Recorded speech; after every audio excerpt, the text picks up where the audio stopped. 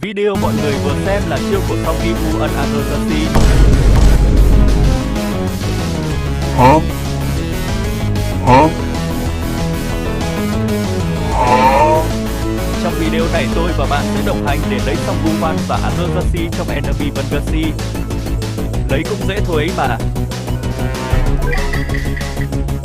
Chỉ cần đi 50 dungeon và lấy được cái giết nữa và làm nhiệm vụ của nó.